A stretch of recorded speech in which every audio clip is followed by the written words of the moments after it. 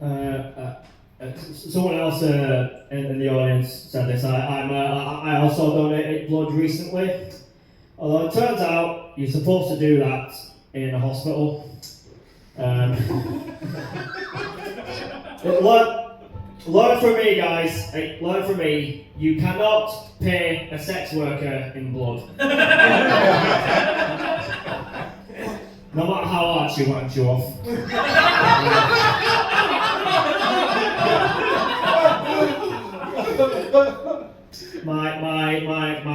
My grandmother passed away recently. Oh.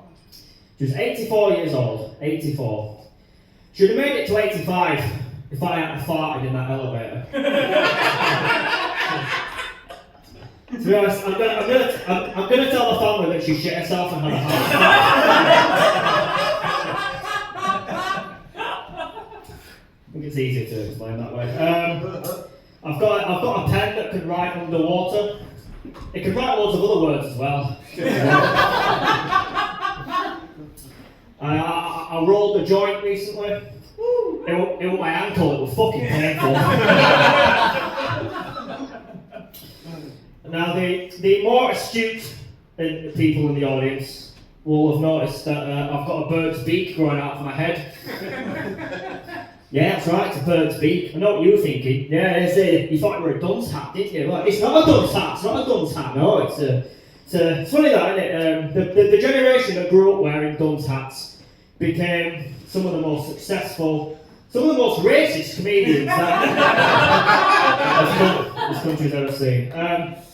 Now, I'm wearing this because I came from a party earlier today, and it was the first time I've worn a hat like this since my own birthday party when I was a little kid. One of my first memories, and putting this hat on, it sort of took me back to that day. I was about 10 years old, and I remember it like it was yesterday. I remember being sat at the table, a plate of chocolate cake in front of me, and it always reminded me of the taste of my dad's cum in the back of my mouth.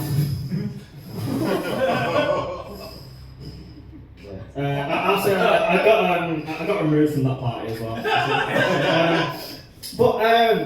No, I'm doing alright now. It's been a big year already this year. Especially, we've got any wrestling fans in? Woo! Just one blog. Don't worry, we're in this together, mate. Don't worry. I might have to tag you in later. That was shocking. Yeah. No, it's been a big year for wrestling though, especially for this guy, John Cena. Do you know what happened with John Cena this year? You know, don't you? He turned heel. He became a villain. For the first time in his whole career, he was a good guy for years and years and years, and then he became a villain for the first time. Broke the hearts and dreams of millions of children across the world. And he didn't even have to molest them to do it. See, that's how you do it. Just in case there's any future child molesters in the audience. You've got to say it, you're a room full of comedians.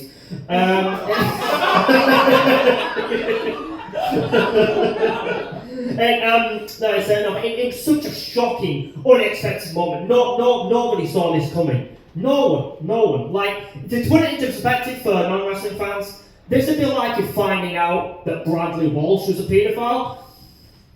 Like, you know? And it was me and my mates, we like to want bets on who the next big celebrity nonsense is going to be, and then my money is honestly on Bradley Walsh. I got 50 quid on him.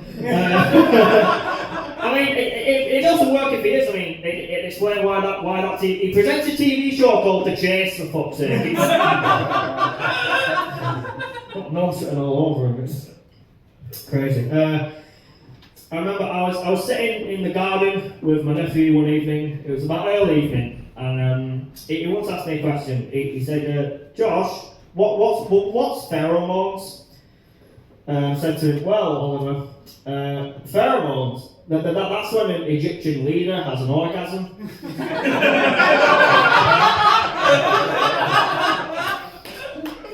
But he didn't quite get his head around that, so I gave him like a laser pointer to mess around with. So that's a good response to do. If anyone ever like questions you or doesn't understand what you say, just give them a laser pointer and tell them to Tell to, I don't know, hunt beavers or something. I don't know. do what you want, do what you want. No, get the laser pointer and starts messing around, playing around with it.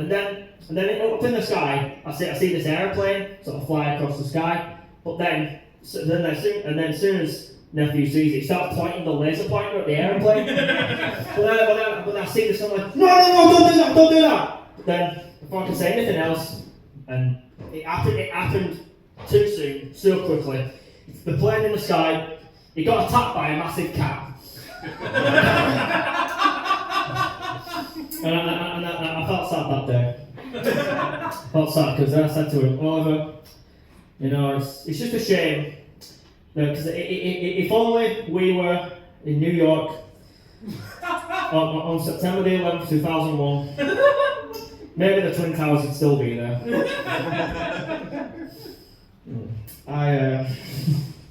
I think I'm going to leave that there. Actually, I'm going to leave that there. I've been Josh O'Leary. You guys have been beautiful. Thank you so much.